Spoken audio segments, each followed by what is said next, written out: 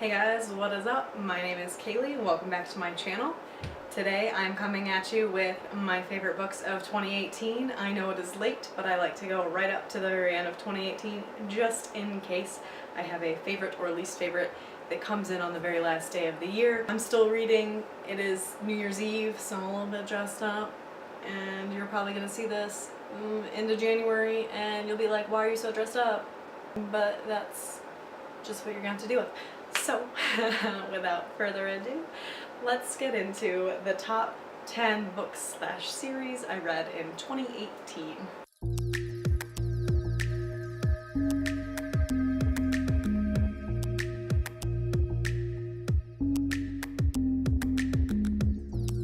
Number 10, my 10th favorite book of the year is The Poet X by Elizabeth Acevedo. This book is a novel told in prose, so it is literally just poems that tell a story about a young Latina girl, and it's like a coming-of-age story, more or less, her finding her voice through poetry.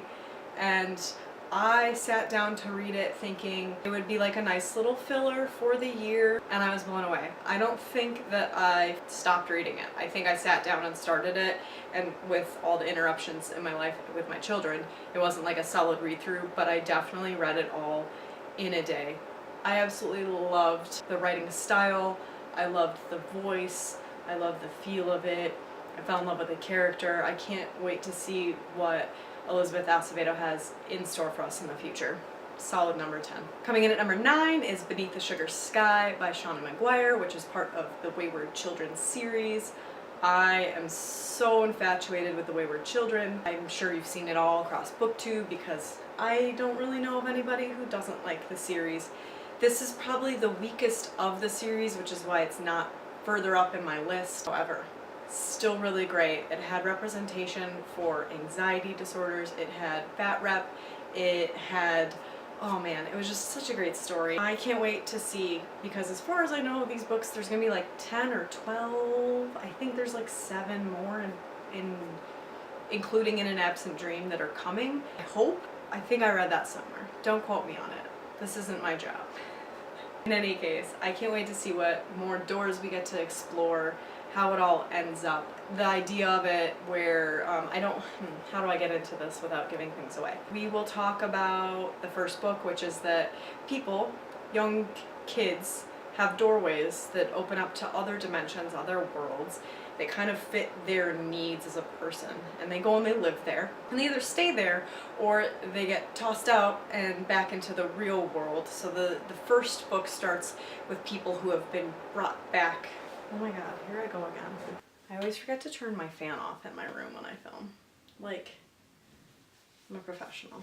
When they come back into the world and have to reacclimate to the world as we know it, they go to this one home and get help. And that's where the story starts, is you get those people that have come back.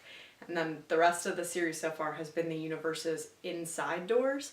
And I just can't wait to see what more there is in store in all these different universes that Shauna is creating. My 8th favorite book of the year is Young Jane Young by Gabrielle Zevin. This book I picked up on a whim at the library because Chelsea at Chelsea Darling Reads and Julie at Pages and Pens had talked about it, and during, I believe, the last Contemporary-a-thon that they hosted along with Natasha, Julie and Natasha both read it. I picked it up for the Contemporary-a-thon on a whim and knew that it had to do with politics and an affair and how it shook out for the main girl of the story. I did not expect what I got, which was a story through generations of women, all related to the one woman that was in the affair, in the brunt of it.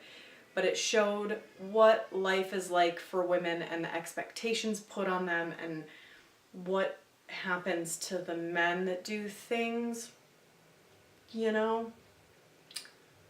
Like the politician in the affair didn't really have any fallout for his choices, but the woman did, and her mother did, and his wife did, and her daughter did, and you get to see all their perspectives through the years, post and during this affair. And it hit me, it broke my heart, I loved it. I fell in love with all of the women and all of their perspectives, and I felt them each individually, and I didn't see that book coming. Solid, solid book. Number 7 is Summer of Salt by Katrina Leno. This was another book that I went in with high expectations simply because everyone knows this book originated basically from Chelsea. She had nothing but great things to say about it, and man, I love magical realism. It's a book about sisters and powers, and I don't know how else to say it. I don't want to get into spoilers because the book itself is one big plot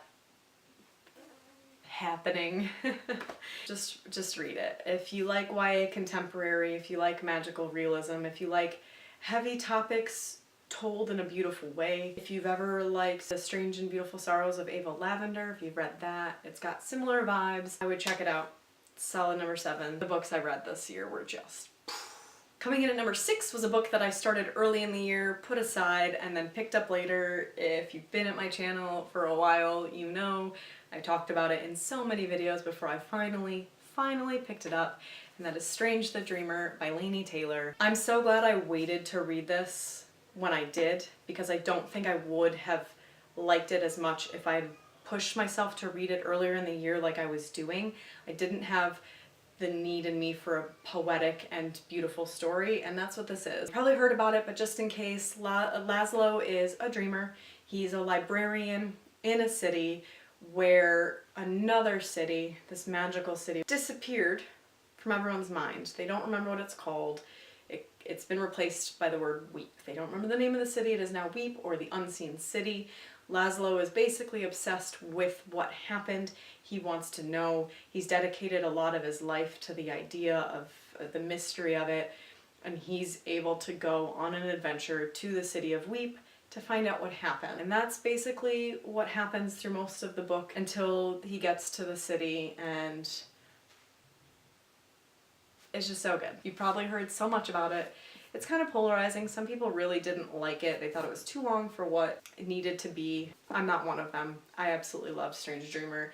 Muse of Nightmares is still on my TBR. It did not get chosen this month, but I can't wait to read it. Number 5 should also come as no shock to any of you, and that is B.E. Schwab's Vicious and Vengeful. I'm not an annotator. I annotated the shit out of Vicious. You all know, if you've been here a while, I had the ability to meet B.E. Schwab in September. She signed the books. It was when Vengeful released. I got to Vengeful this month. Ooh, buddy, I love this series. I can't wait to see if she continues with it. I'm sure it'll be another few years before it's even on the table, but I really liked it. I'm gonna save my review for Vengeful for obviously my wrap-up, but know that it was equally as strong in my opinion as Vicious. The characters are great. This is basically a story about two guys who figure out how to become superheroes, basically have superpowers, and that is to have a near-death experience. Once they both succeed in doing so for themselves, it becomes a power battle between the two friends. One wants to stop the other. The story continues on in Vengeful. You get new characters who also have powers. It goes further than just the power struggle of Eli and Victor, the two characters from Vicious. But in the end, it's still about Eli and Victor. So if you really liked Vicious, you should read Vengeful, but together the two of them made number 5 on my list. Now we're getting into the section of my top 10 that was really hard for me to decide what went where. So at number 4, we're going with the quartet, and that is The Raven Cycle.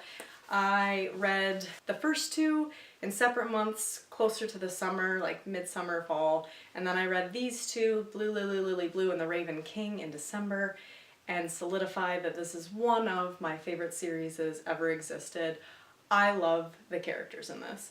This is also very polarizing in that people either love it or don't get it at all, and I don't know how the latter exists because, like, obviously, no offense meant, books are so subjective. The reader gets to determine whether they like or don't like it, but I'm so in love with what Maggie Stiefvater did to the series. The characters, I love every single one of them. There's not a single character I hate, even with the flaws, even with the mistakes. I will miss this group of people forever. I will probably read it sometime in my life. Not now, not anytime soon. I want to give myself some space and then come back to it and see what I think now that I know the whole story, but I'm so glad. I'm so glad that BookTube led me to these books. I should probably give a quick synopsis. Blue is in a house full of psychics, but she's not psychic herself. She just kind of helps further people's abilities. And then there are 4 boys that go to like a prep school. She doesn't ever want to be friends with any of them, but they all become best friends. They're on a hunt for the Raven King. They live on ley lines in their hometown, so there's a lot of crazy shit that happens. The whole book is really this search for the Raven King, and a lot of shenanigans happen. In the meantime, I'm just gushing about it, so number 4. Coming in at number 3 on my list of top 10 of 2018 is the Diviner series. All 3 of them were 5-star reads for me. The Diviners, Layer of Dreams, and Before the Devil Breaks You. The fact that there isn't information about more coming out kills me, because how this ended. I finished it in January and I'm still thinking about it today. Yet again, much like the Raven cycle, the characters really, really drive the story. Yes, what happens, the plot points, the forward movement, all really, really good, well written, but it's about the characters in these books. If you look at all of my top 10, you'll see that it's very character-driven stories. You love every single one of them, even the worst of the worst, even the times where you're like, oh my god, I'd slap you in the face if you're my friend. The Diviners is great. What kind of synopsis can I give? Again, people with powers. Are we seeing a theme here? Oh my. Just people with powers, and shit happens to them, and like Evie can touch an item and see memories, and another one can, I don't know, I'm gonna the worst synopsis ever. I'm not even gonna give a synopsis for the Diviners. Just check it out if you haven't. Like, it's one of the best series I've ever read in my life. I can't wait for Libba Bray to write more. Please, please, Libba Bray, write more. We're into the top 2 of 2018, and I've been binge watching best and worst of videos for the past couple days, and I've seen my top 2 in many, many tops.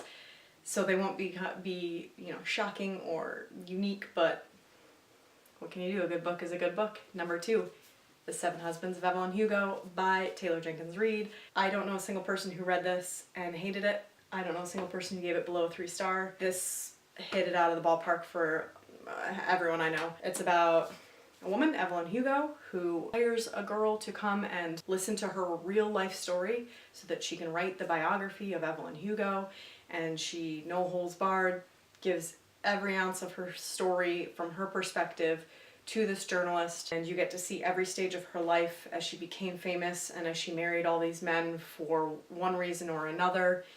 It is hard-hitting, it is heartbreaking, it is beautiful, it is amazing. I can't gush about it enough. I will reread it this year. It is something I'd like to do, because I did read through this very fast, because once you're in it, you're in it. I think I read it in 2 days. I would like to give it more time again, but I won't be sad about spending time on a reread so soon after reading it the first time. Beautifully done. And my number 1, my numero uno of 2018 is a book I mispronounced through all the vlogs I took while I was reading it because I can't read out loud. I don't pronounce things well, but that is Circe by Madeline Miller. Who'd have thought? I'm really into mythology, and it didn't really dawn on me until this year. I have Songs of Achilles on order, so hopefully I get to read that soon. Also Madeline Miller. I read Norse mythology by Neil Gaiman. Like, I've read so much mythology lately, and it didn't even dawn on me that I just love mythology. So it's no shock that Circe would be in my top. And it's a very feminist and amazingly, poetically, beautifully written book. I was gonna skip it. I didn't think it'd be for me. I had no idea the synopsis. I just saw the cover and made a cover judgment. Even though it's beautiful, I just thought that doesn't look like it's for me. And then I downloaded it from Overdrive and I read it during a readathon, and I'm so, so glad Past Me was like, you know what, I don't have anything else to read. I might as well check this out and see what the hype's about, because damn, the hype was real. This is about Circe. She's a titan. She's born to a titan, and she's kind of like the witch. She's the black sheep of the family, and it's a story about what happens to her once she's cast off away from her family to live on an island by herself. It's a story of revenge and learning and growth and love and hate and It's just so, so good, and I will buy anything that Madeline Miller comes out with from this point forward. No joke, like, fan for life. That is my top book of the year. That is it, guys. That is my top 10 book or series of 2018. I'm so glad I finally got to film it. It's always so interesting to look back on everything you've read and have to choose your favorites. It naturally came to 10 for me, which is insane. I did cheat a little bit by doing a series, but if a whole series was a 5-star, then I don't think that's cheating in my opinion. So that's it. Let me know if any of these books were on your top of the year. Let me know what your favorite book of 2018 was down below. Like if you've liked this video, subscribe if you're new here and want to see more content from me. All of my social media is linked down below so we can be friends on other platforms. I hope you guys had a wonderful reading year too, and that 2019 treats us just as well. Have a great one, guys. Bye.